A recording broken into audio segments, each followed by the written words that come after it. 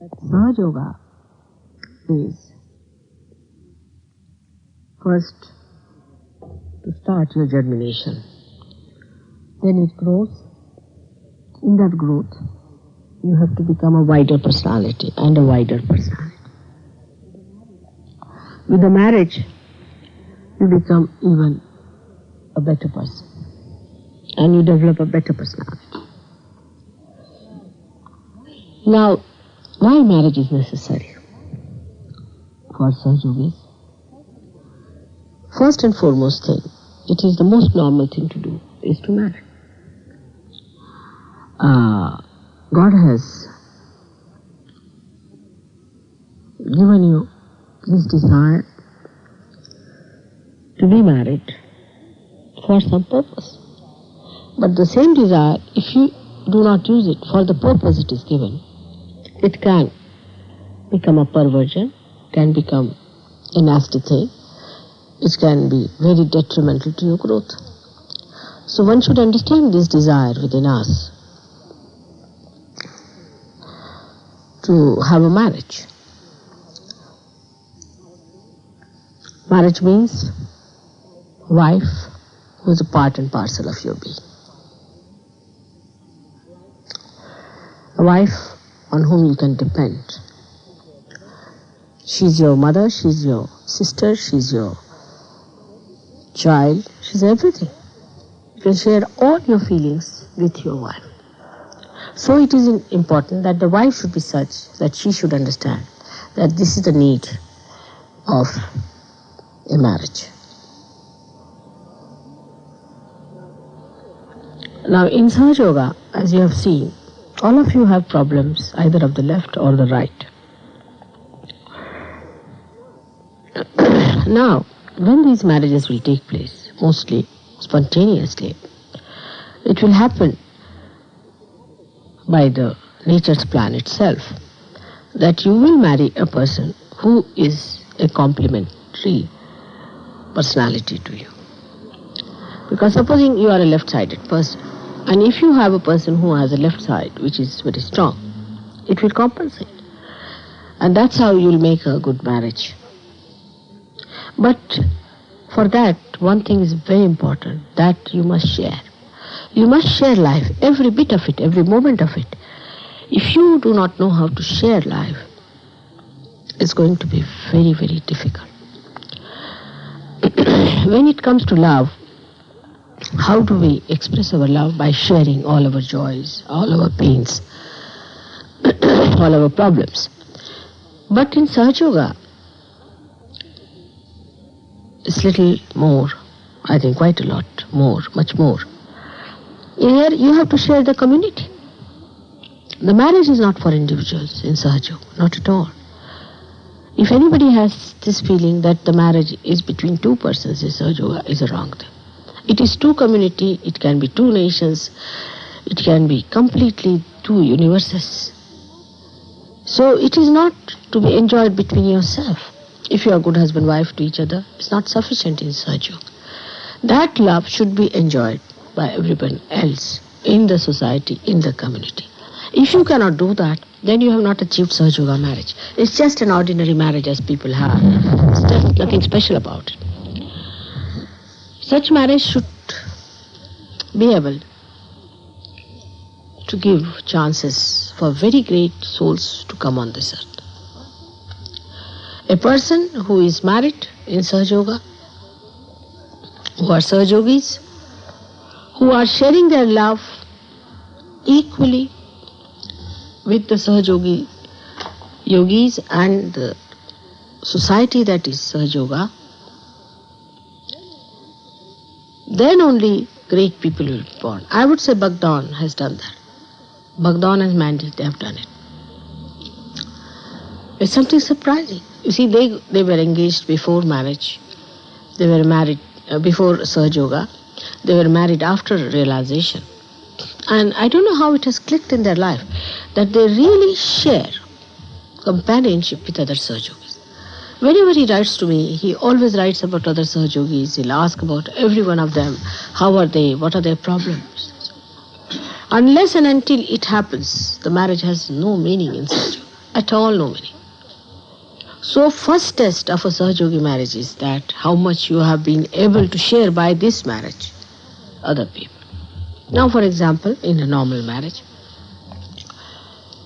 a man is the person who is the head of the family, as you say.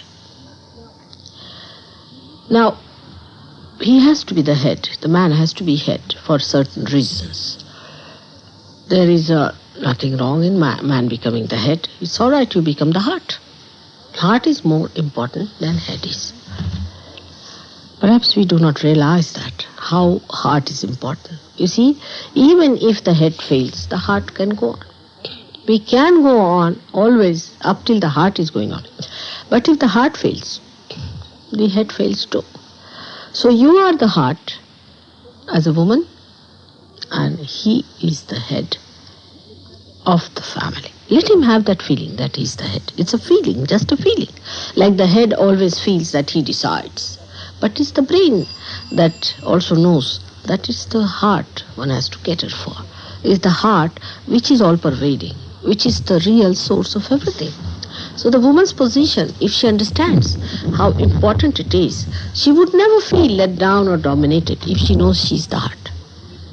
I think this is the point people, women especially in the West, have lost and have forgotten and have not realized. If they had realized this point, there would have been much less problem. You see, it is not the way people think they control others or dominate others or sort of try to suppress them. It is not that way. It is the heart which really governs everything. Heart rules out everything else. It is heart which has got the power to envelop the brain, to soothe it. Brain is a headache, It works like mad. But heart is the one which can really cover the whole body with its love and can soothe it, can give it joy and happiness. It is the heart which contains the spirit. So heart is a very important thing, which is the power of the body. Like ultimately you have to become the spirit which is in the heart. With brain you know things, and that's why the man has to be the head. He has to go out, he has to work, he has to deal with people. His life is, he's an extrovert as you call it. And woman also has to work sometimes if there's difficulties and troubles are. But a woman should not feel dominated if the man says, all right, you don't work. But if he says it in love. Now, if the brain starts dominating the heart too much, what will happen? Then there will be dryness. You see, like many men are very meticulous, very particular, they are headaches, absolute headaches to themselves, to others, and to the whole society. Such people can become extremely dry, and they can be all the time, you see, like they can never enjoy their wives, they can never enjoy their children, they cannot enjoy anything whatsoever. Because, you see, they are so particular. Like they said, come at 5:10. Now, if you reach there at 5:09 or 5:11, you had it. They are just watching time, just to find out the faults. You see, as soon as the wife comes in, they'll be shouting, what? You've come so late. How many? 45 seconds. Lost. You see, the wife is coming, the expectancy, the meeting of it, the joy of it. You are going to meet your own heart. It's lacking. Now, this brain can go all off the rule. See, it can go off.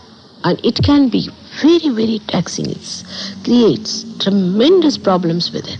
So, heart must be respected. Heart must be obeyed. That's the point.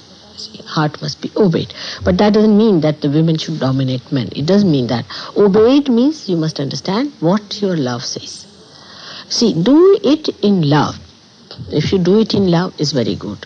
For example, I'm lecturing you morning till evening. You are not tired of my lectures. Normally people should be, what's this sermon going on? This lady all the time talking to us. But you do not mind it for one reason. Why? Because you know I love you very much. In the same way, the woman must establish the role that she loves. The man may become little funny, but he'll come round. He'll go a little astray, but he'll come round.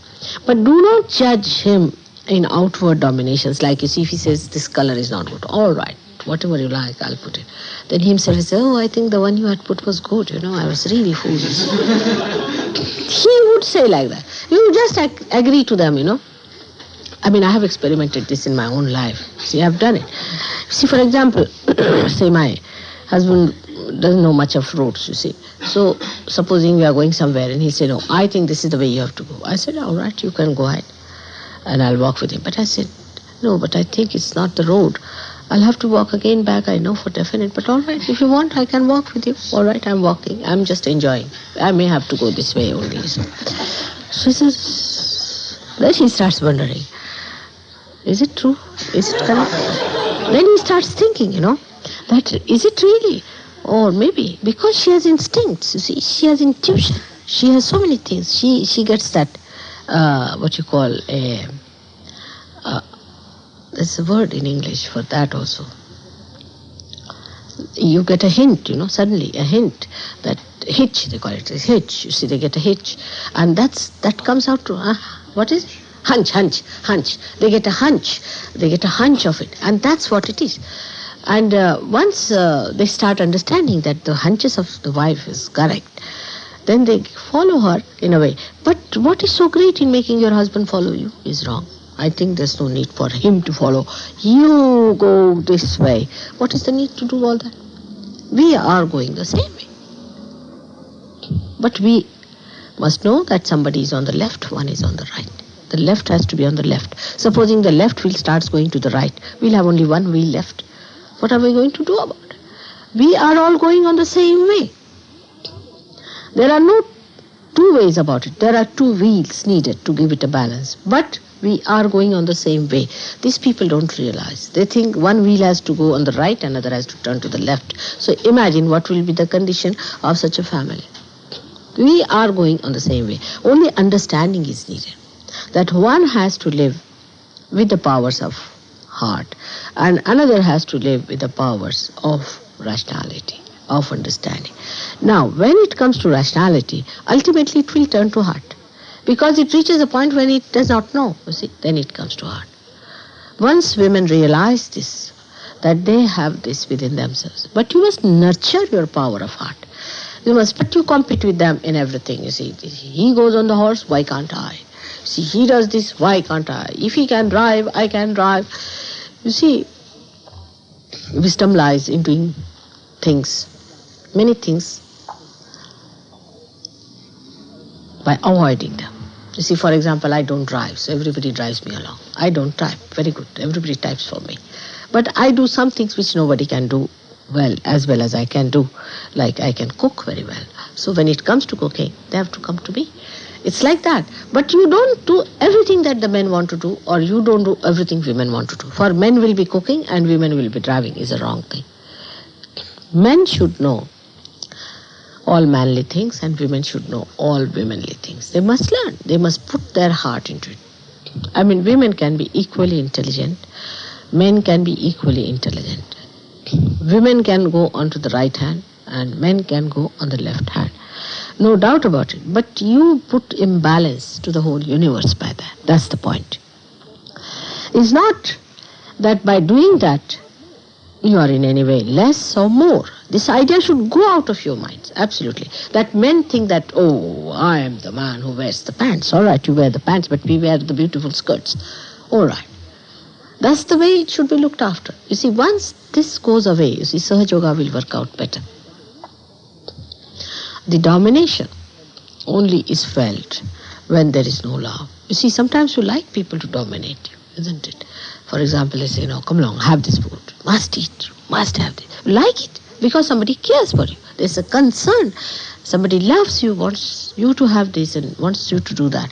You like such a person. You want somebody to do that. You do not want to be left to dogs that do whatever you please. That kind of thing is no good. And once you develop that feeling that, oh, that person cares for me, see, that person loves, then you start also caring for the feelings of that person.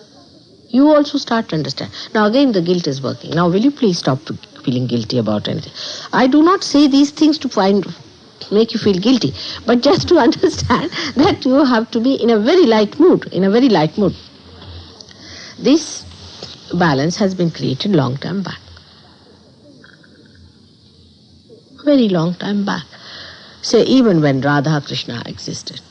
Radha was the power and Krishna was the one who was expressing this is the, as you say, the potential and the kinetic. And people only know about Krishna, but Radha was the power. When he had to kill Kamsa, he had to ask Radha to do it. It was she who did everything. She had to dance. And he pressed her feet. He said, now you must be tired. Why did you dance? Because without her dancing, things could not work out. So, it is so interdependent. It is so interdependent. As you cannot have a wick and you cannot have the light. You cannot have these two things separate. If you can understand that, then this balance is completely harmonious. It is between God and His power. Absolutely one. You can't imagine how it is one with God and His power.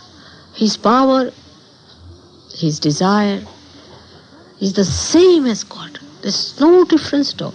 But in human beings, you are disintegrated people. Your desire is different, your thinking is different, your asking is different. Everything is so disintegrated. That's why you cannot understand. That's why marriages are also disintegrated. The complete integration is the intermingling. If the wife has to work, one need not work. If the man has to work, it doesn't worry. As long as there is complete understanding of integration, of balance within you. Of course, the women are responsible, the grace of the family. She has to be gracious. It doesn't look nice for a woman to behave like a man, because man need not be that gracious as the woman is.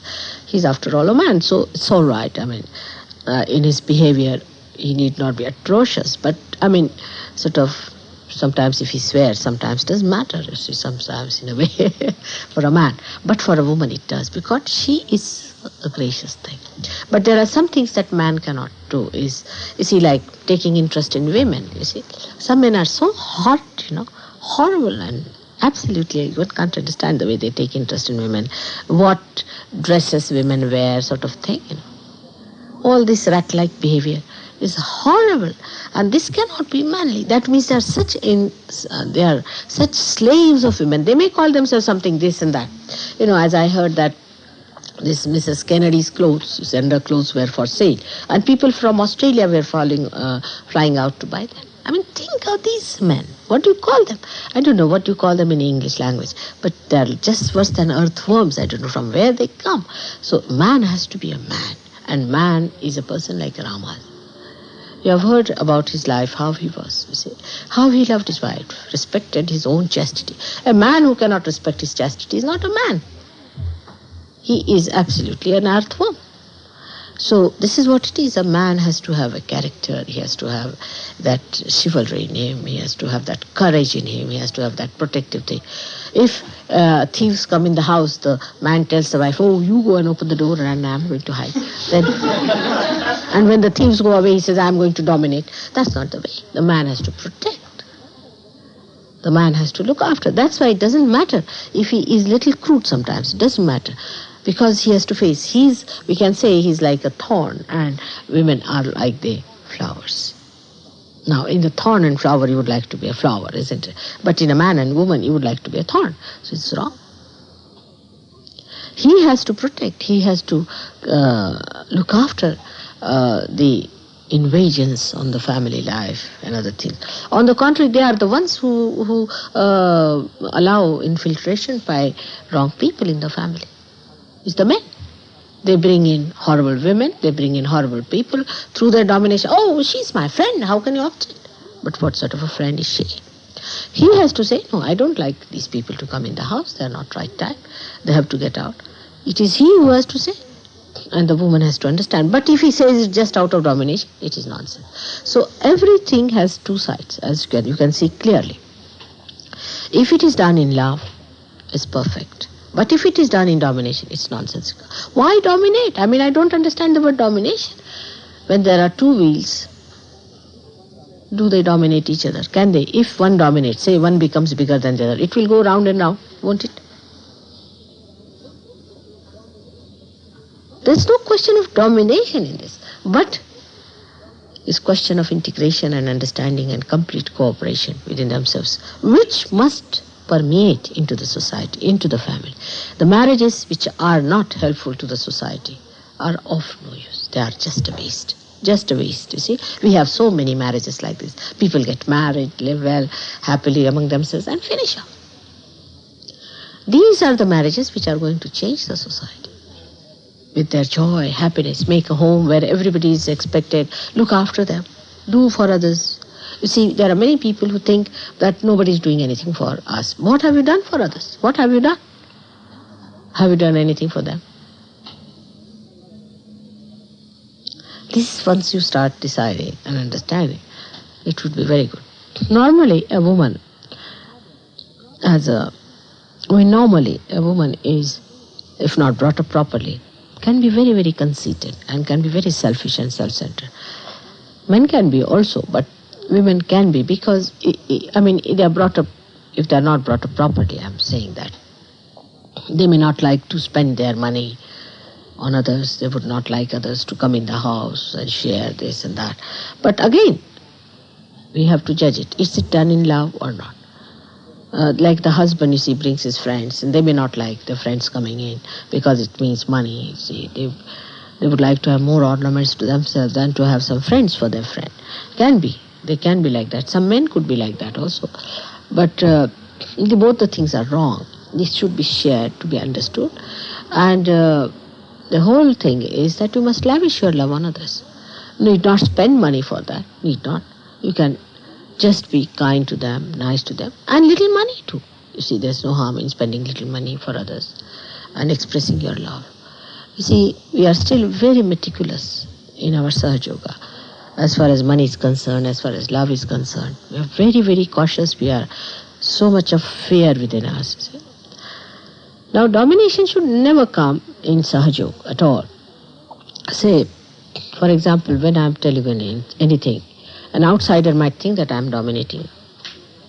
Because really I'm touching very sore points within you, if you see it clearly. It is that putting the left side too much, you are all feeling guilty. That's not good. Come along. So, this is also an escape. See, that you start feeling guilty and then you just don't cure yourself. Just don't feel guilty about anything. See, I'm just telling you this because I have to tell you. Now, one can feel that this is domination if they do not see the love behind it, the beauty behind it, the compassion behind it. So, never to feel that anybody dominates you is the best way. You see, how can you be dominated? You are the spirit. Your ego can be hurt. You are the spirit. It cannot be dominated. But are you the spirit? Are you feeling your spirit? If you are feeling your spirit, you can never be dominated. No one can dominate. But if you feel that way all the time, that you are dominated, you'll become a very, very nervous person. You can be a horrible person. You cannot face people. So it is time that you realize you are a spirit and your husband is also a spirit. Or if you are the husband, you must know the wife is also a spirit. And a mutual respect must grow in that level because both of you are saints, you are Sahaja Yogis. You must respect each other because you are Sahaja Yogis. Everybody respects you because you are Sahaja Yogis who have not achieved realization. Oh, they are realized souls. You just think when you were not realized, if somebody had told you that he is a realized soul, how you would have felt about that person. You are not conscious of that, but you should be conscious. By that you should not become vain, but you must respect others, those who are real. They are realized souls. They are the children of your mother. When talking to each other, you have to understand that, more so when you are husband and wife. The whole understanding that you had so far of husband and wife must be given up. It is, I think, is a contract, sort of a marriage. In the marriage you see how much he dominates, what are his powers, what are my powers, how much money I get, how much he gets, where is the money kept, what's all that. You see, it will only happen when you do not trust each other. But go on trusting more and more. There should be a competition in loving. There should be competition in in trusting, in being honest, in being kind, in being in service. Let there be a competition like that, and then you will achieve results. The competition should be on the other side. Instead of dominating, instead of being afraid, instead of sharing all nonsense. That's another thing which I must point out, which happens to married couple, and which is very, very wrong also. That they, both of them, take up a role of very miserable people. The les miserables, you see. They sit down, crying, for nothing at all. You see, the whole world is collapsing before them. Now there are some great poets like Lord Byron, maybe, or some horrible people who have written horrible poems like that. And then they will recite those poems, so the sweetest songs are those, and all sorts of nonsense. Not for surgeries. You are not to indulge into this kind of a nonsense of sitting down and indulging into this kind of a nonsense and enjoying the miseries of each other. For the present, you have no miseries. Whatever has been there is past and finished. Now you are new people with new awareness, with new things. You have no miseries. So forget all those things and try to enjoy each other's company. And if you start doing that, sitting down and enjoying the miseries, you get out of it immediately and say, oh, we are getting into the same play of Lord Byron. I don't want to create Lord Byrons out of Sahajogis anymore. So please remember that don't sit down and discuss and analyze your miseries. You have no miseries of any kind. You are the spirit.